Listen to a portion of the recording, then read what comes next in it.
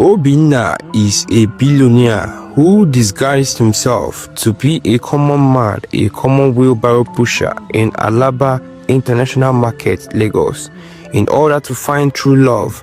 Does true love still exist? Well, let's find out.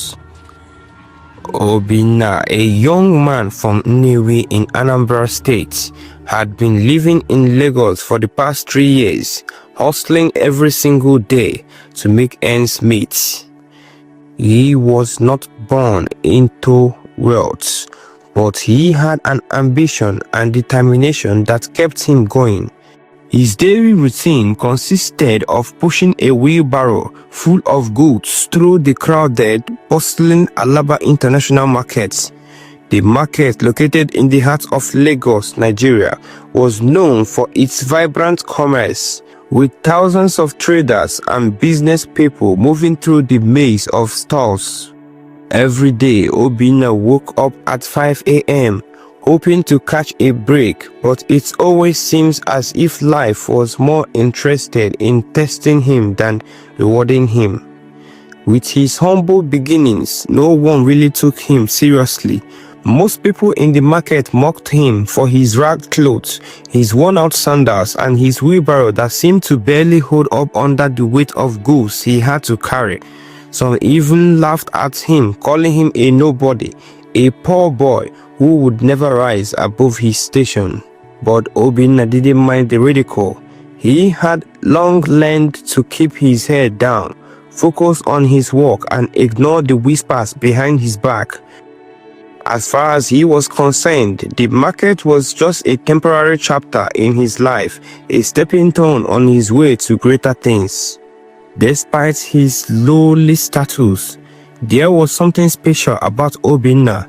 He had a kind heart, a generous spirit, and a deep sense of integrity. He would often help traders carry their heavy loads and never ask for more than a few naira in return. Though people mocked him for his poverty, they also admired his work ethic and perseverance. Obinna had dreams. He dreamt of one day owning his own business, perhaps a shop in the market, or even something bigger. But for now, he was just one of the many nameless faces in Alaba International Market, unnoticed and forgotten by most. One morning, as Obinna was hustling through the market, he caught sight of a girl that would change his life forever. Her name was Adobe. She was the daughter of Mama Adobe, a popular restaurant owner in Alaba Market. Mama Adobe's restaurant was famous for its delicious delicacies, and it was often filled with traders, businessmen, and customers seeking to rest and enjoy a good meal. Adobe was everything Obinna was not: elegant, graceful, and beautiful, with a smile that could light up the entire market. Adobe, just like most girls in the market, seemed to have no time for the poor and struggling men who hustled in the corners.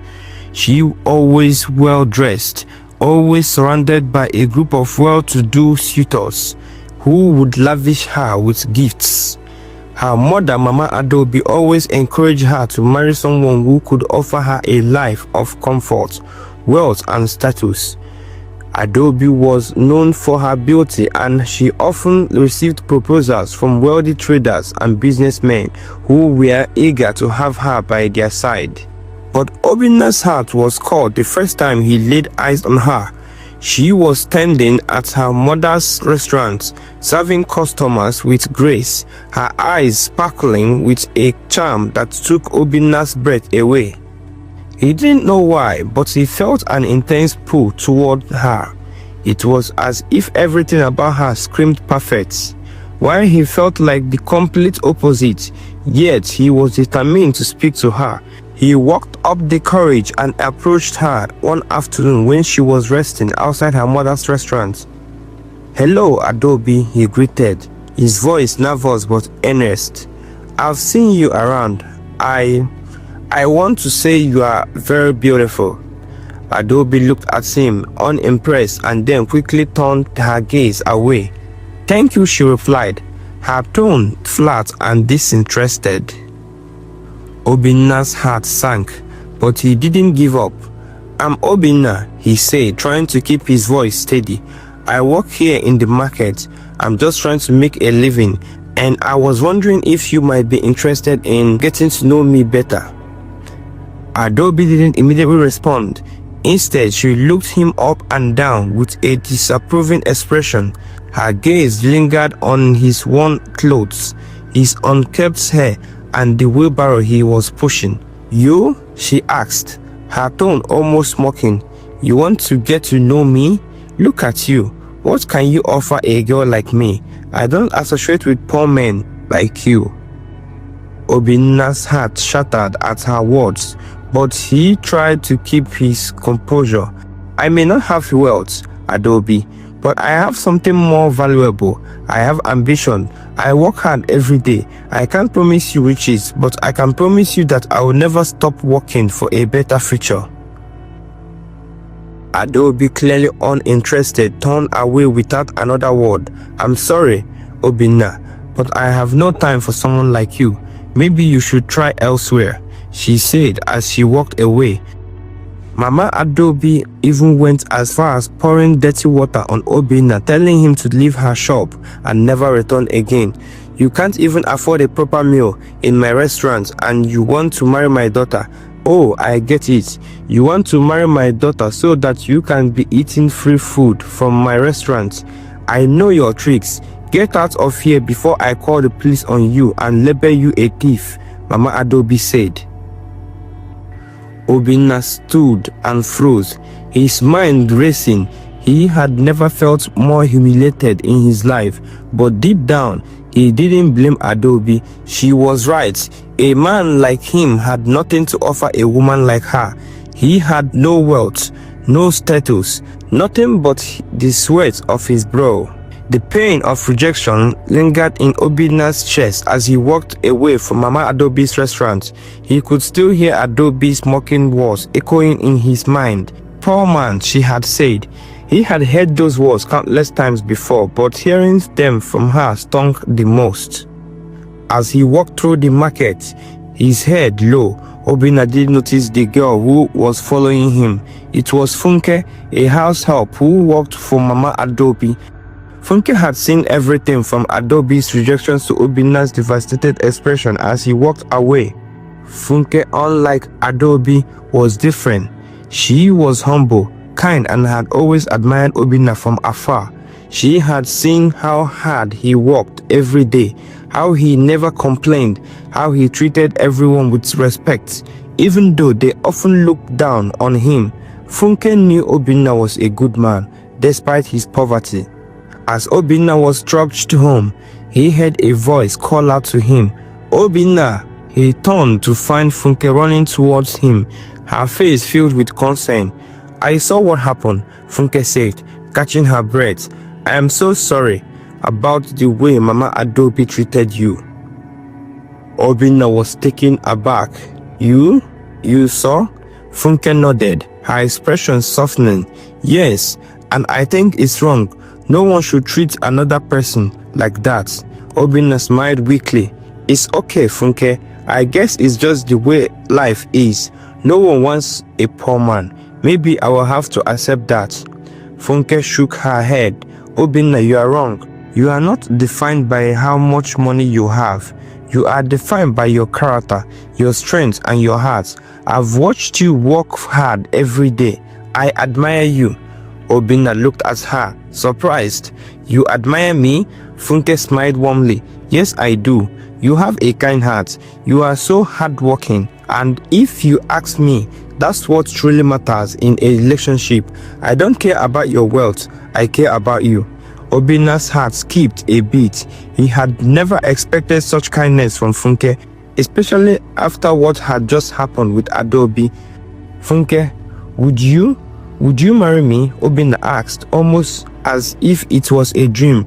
Without hesitation, Funke replied, Yes, Obinna, I will marry you. I believe in you. With you, I know that hunger will never kill me and my children. Let's go together. I want to build a life with you." Obinna's eyes widened in disbelief, his heart racing. You are sure?" Funke laughed softly. Yes, I'm sure. I've always admired you, Obinna, and I know that together we'll make it. Obinna felt a wave of relief wash over him. For the first time in his life, someone had chosen him not for his wealth, but for who he was, his heart, his work ethic, his determination. Months later, Obinna and Funke was preparing for their marriage introduction. Obinna, though still humble at heart, had undergone a transformation. He had kept his true identity a secret, not because he was ashamed, but because he wanted to test the sincerity of Funke's love. He had to be sure that she loved him for who he was, not for what he could give her. The day of the marriage introduction arrived. Obinna, looking more confident than ever, arrived at Funke's village with a convoy of luxurious cars. It was a spectacle that no one in Funke's village had ever seen before. The villagers who had known Funke's humble background were astonished to see Obinna arrive in such style. They whispered among themselves, wondering who this rich man was and why he was marrying Funke, the humble house help. Funke's parents were equally surprised, though they were grateful for the wealth Obinna was bringing into their lives. They had no idea that Obinna wasn't just a wealthy man. He was the son of one of Nigeria's richest and most influential tycoons. His father, Chief Emeka Obi, was a business mogul who had made a fortune in oil and real estate. Despite his immense wealth, Obinna had chosen a life of humility in the market, testing whether his worth would be recognized without the laws of his family's wealth and fortune. As Obinna stepped out of one of the gleaming cars, dressed in a sharp-tailored suit, the crowd in Funke's village stared in disbelief. Whispers spread like wildfire. The young man they had seen as just another poor hard-working market vendor was now a figure of wealth and sophistication. Funke, standing beside him, smiled at the surprise and awe in the eyes of her family and neighbors. Obinna's true identity had been carefully concealed, even from Funke until this moment. He wanted to see if she would love him for who he was, not the riches he could one day provide.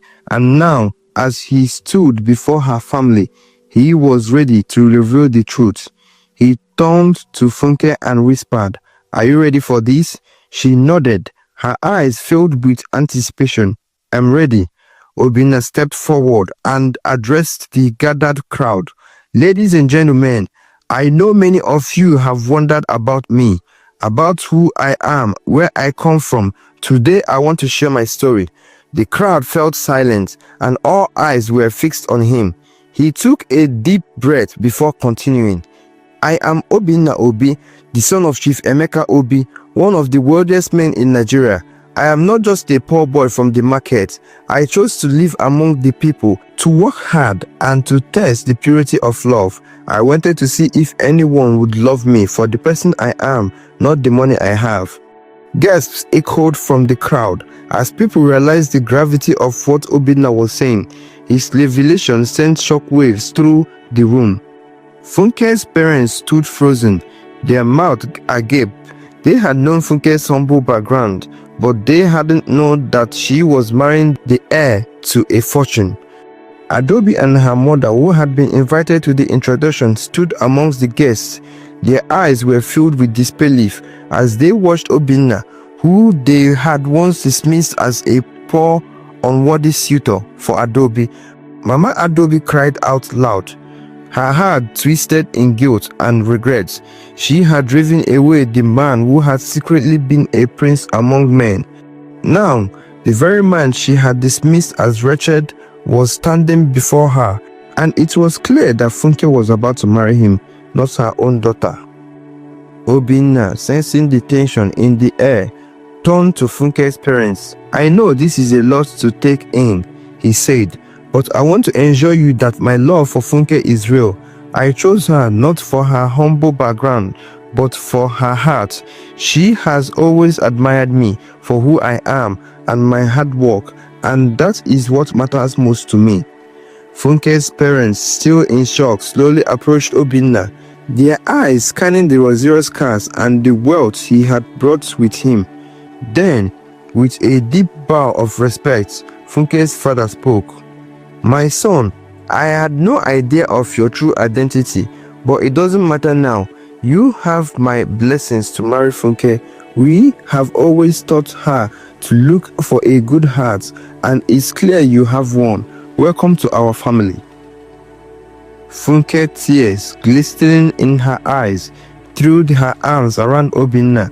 I knew you were different, Obinna. I knew from the start you were the one for me. Obinna hugged her back, his heart swelling with joy. Thank you, Funke. I can't tell you how much this means to me. Meanwhile, Adobe and her mother, who had been observing the entire scene with glowing regrets, they had always this belief that wealth was the most important thing in a marriage to them. It was unfathomable that a man could win a woman's heart without the trapping of wealth, power and prestige. Now, as Obinna stood proudly beside Funke, it became painfully clear to her and her judgment had been flawed. Mama Adobe had dismissed Obinna because of his poverty, never once considering his character, his work ethic and his kindness. She had thought him unworthy of her daughter, but it was clear now that the man she had looked down on was more than worthy of any woman's love. As the event continued, Mama Adobe approached Obinna, her face a mixture of shame and desperation. Obinna, please, she pleaded, her voice trembling. I made a terrible mistake. I misjudged you. You are not a poor boy I thought you were. You are a man of great worth, and I was wrong to dismiss you. Obinna looked at her, his expression softening. Mama Adobe, I understand. I've been rich my whole life, and I know how easy it is to judge someone based on appearances, but I wanted to find true love, and I found it in Funke. Mama Adobe's eyes welled with tears. Please, Obinna, she continued, don't turn away my daughter. Take her instead. She's beautiful, she's well educated, and she would make a perfect wife for someone like you. I can't bear to see her marry someone who doesn't have your wealth. Obinna's heart broke from Mama Adobe, but he shook his head gently. I've made my choice, Mama. Funke is the woman I love. I want her, not because of her background, but because she loves me for who I am. That's more than enough for me. Mama Adobe's sobs grew louder. Please, Obinna, please don't let me lose my daughter. I made a mistake and now it's too late. But Obinna's heart was firm. It's too late, Mama Adobe. You had your chance, and now it's time for me to build my future with Funke. The weeks that followed were filled with excitement and celebration. Obinna and Funke's marriage introduction had been a success, and the preparation for their traditional wedding began in full force. The couple was now the talk of both Lagos and Funke's village. Obinna's family, upon hearing of his choice to marry Funke, was supportive, and they eagerly contributed to the wedding plans. Mama Adobe, on the other hand, had to come to terms with the fact that her daughter would not be marrying Obinna, but the guilt she felt was overwhelming. She had once been so certain that wealth would guarantee her daughter's happiness, yet it was Obinna's love for Funke, his sincerity, his hard work, and his character that had won her heart. Obinna and Funke's wedding day arrived, and it was nothing short of magnificent. The ceremony was held in a grand hall in Lagos, with hundreds of guests in attendance. Obinna, dressed in a regal agbada, and Funke, stunning in a traditional outfit, stood side by side as they exchanged vows. Obinna's family showered Funke's family with gifts, luxurious cars, a mansion in Banana Island, and a life of comfort and security. Funke's parents, though overwhelmed, were overjoyed. Funke, beaming with happiness, couldn't believe that she had found a man who truly loved her, despite everything she had once believed about the importance of wealth.